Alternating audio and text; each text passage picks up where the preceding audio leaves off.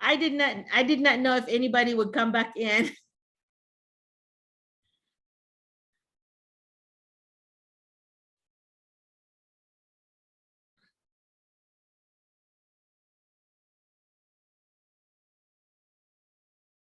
I said that was our last video, so I guess this is our last video. That was second to the last video. This is our final video. But anyhow, so sorry, I got lost. No problem. We got cut off. That's right. So Okay. that I hate to leave when it's not quite, somebody in the middle of somebody talking. So those that came back, who was it that was talking that need to finish? Was it Yes, Vanessa? yes, I got lost at I don't know. It was It was dropped because our Zoom ended. So Yeah. that's why I just went back in. Oh, okay. Okay, go ahead, Vanessa. Tell me, you were asking something, right? Yes, it's about the title of the person. Okay, ma'am For or example, sir. Yeah, but because what they do is they will introduce themselves. They say, okay, this is I'm Dr. McCullough, and then everybody will introduce themselves. You need to take a piece of paper and you start writing down number one, whoever said number two, number three, so that when you address them, they will be so impressed if you call them by their name. Okay, if they're Dr. so-and-so, you need to call them Dr. so-and-so. Okay, if they're Mrs. so-and-so, so pay attention when they introduce themselves. You need to write their names down. Okay, so it's very, they know that you are a good listener because you got their names. Okay. So is it Dr. Merlina or Dr. McCullough? It depends. See, mine is always just Merlina. I'm very informal. I do not really, I know I earned that, but it's not Dr. Jesus. So it's gonna be Merlina.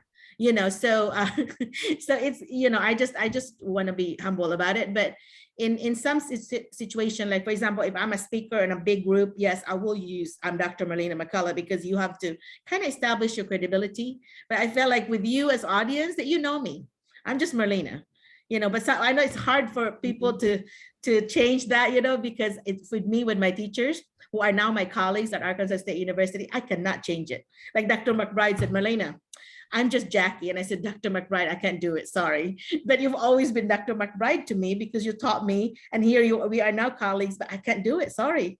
That's just my culture thing. It's my cultural thing. So yeah, whatever you feel comfortable, but it's always a good thing.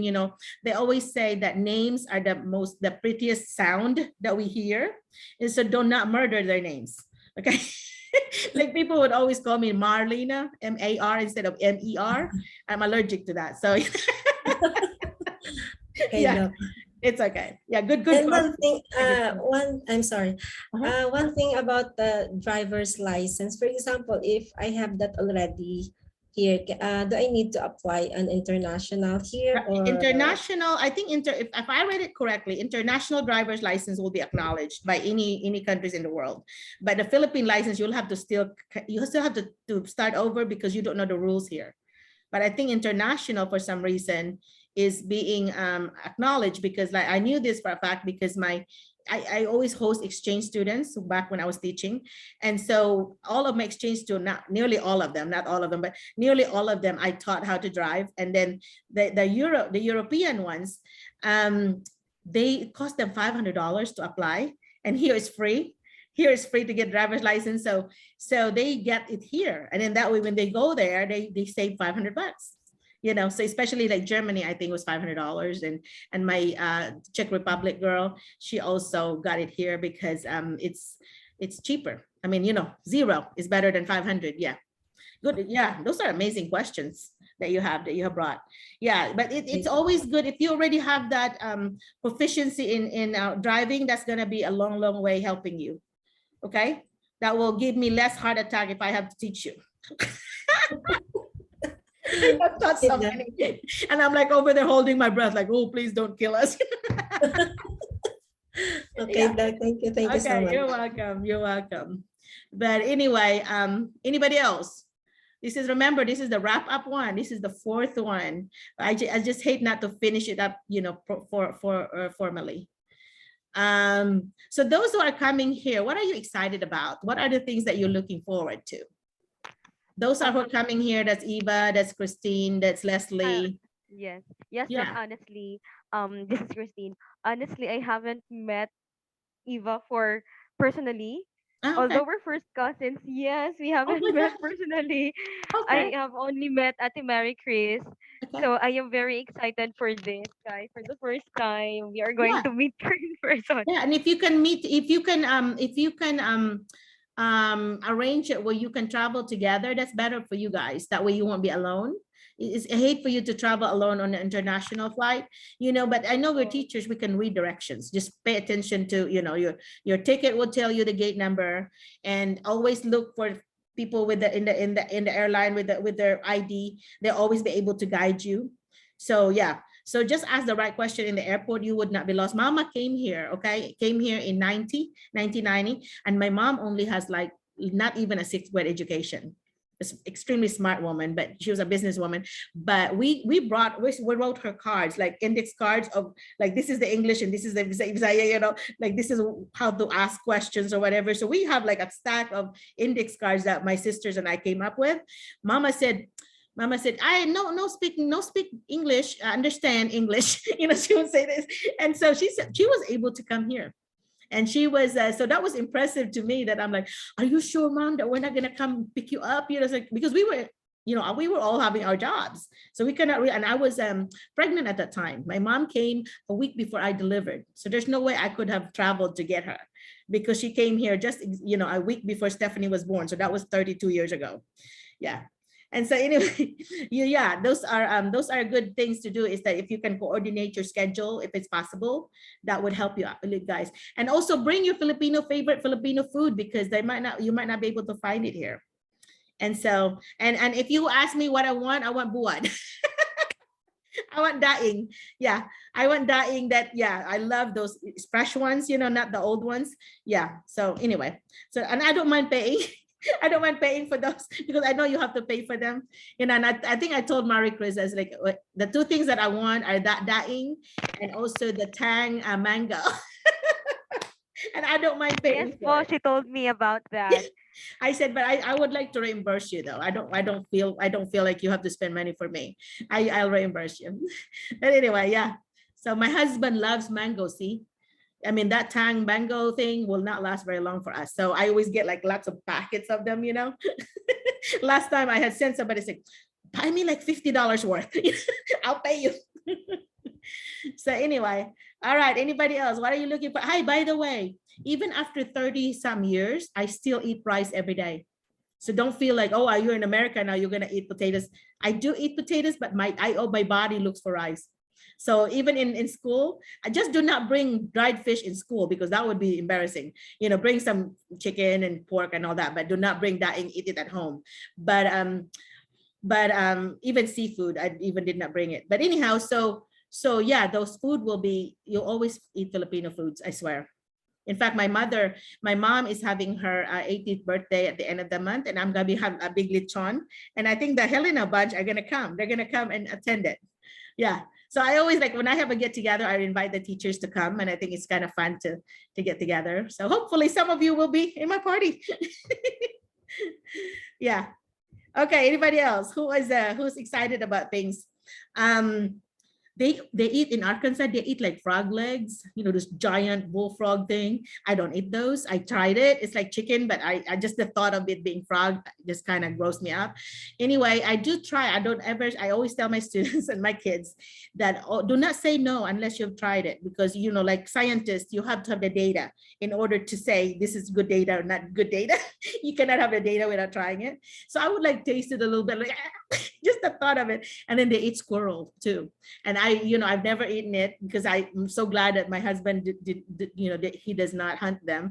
But I hear people, my students, telling me about, my uncle got us 5 squirrels yesterday and we cooked it, or whatever. Like, okay. I said, I eat octopus and squid, like you don't, but that would be my octopus and squid equivalent for you, because they don't eat squid here, and octopus usually.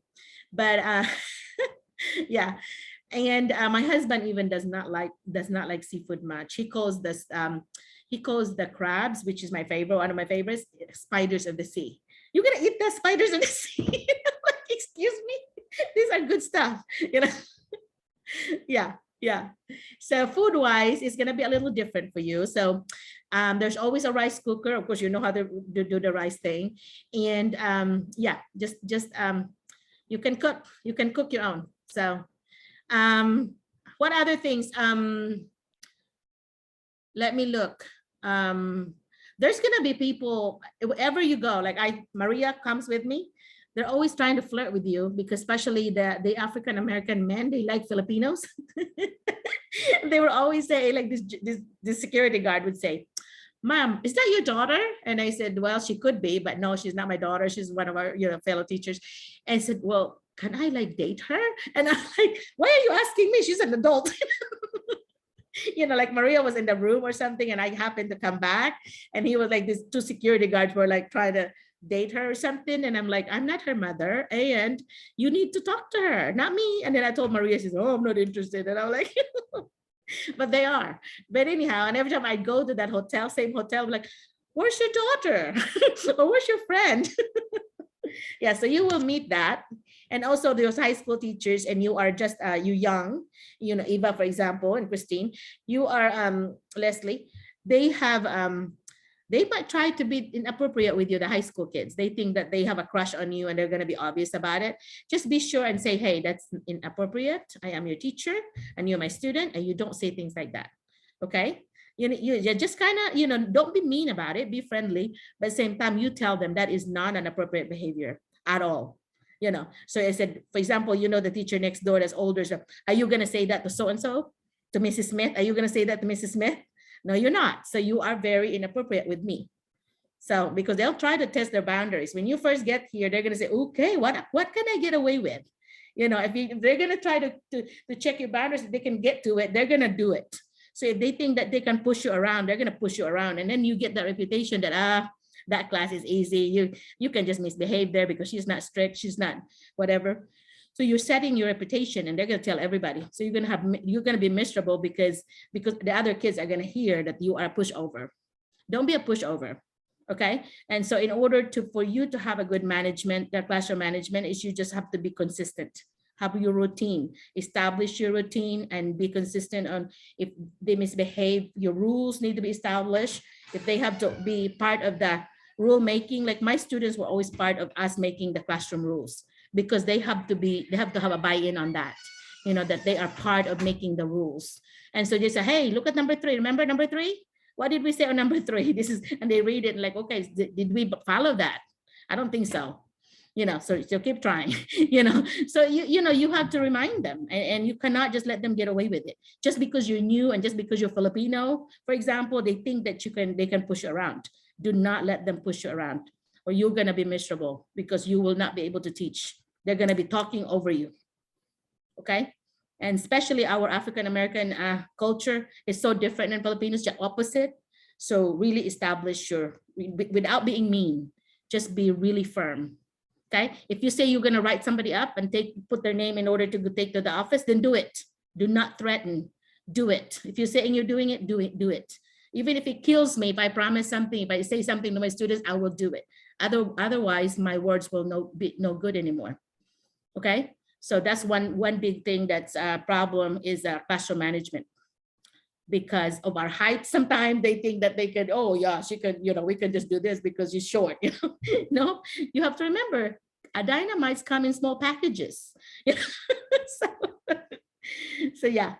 All right. So anything else that you're looking forward to when coming to Arkansas, things that you want to try? Hi, Mom. In my case, I'm actually very excited. One thing, what Christine said a while back, and then the Thanksgiving. Oh, okay. I'm really looking forward to it. I watched that in Friends, the series Friends, and they're always celebrating Thanksgiving. What would it be like to have turkey on your table? Is that turkey? Yeah, pabo. Yeah, my very first turkey, I was so excited, and now because I love turkey, they're very healthy. By Thanksgiving is in November, and by May or June, like next month, I'll be missing that. Like, oh, I wish I had turkey. But thankfully, they sell turkey all year long. So you can actually, you know, buy a small one or a turkey leg or something.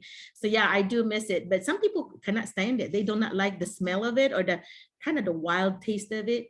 So it's a thing that you have to get used to. But I loved it immediately. And another one is the venison, which is a deer. Pa sa atin parang usa. You know, the deer, they have that here, and my husband loves it. And so we always have deer, and it's like steak, except it's deer. I feel bad because, you know, Bambi. But yeah. Okay. Anyway, so yeah. Anybody else with a wrap up comment? Is who was it? Robert, do you have something you're looking forward to, or did he come back in? Okay. So Christmas here is also a big deal. So Christmas, yeah, with family. So with us, because you have family there, that's going to be very easy for you guys, the Quezon. But we will get together. You know, we will have a get together. What I'm thinking was, if there's a lot of us already, we just have a special party for us. You know, I think that would be fun. And I always invite you to my house. So if you want to come to my house, you can come. You know. So anyhow, yeah, and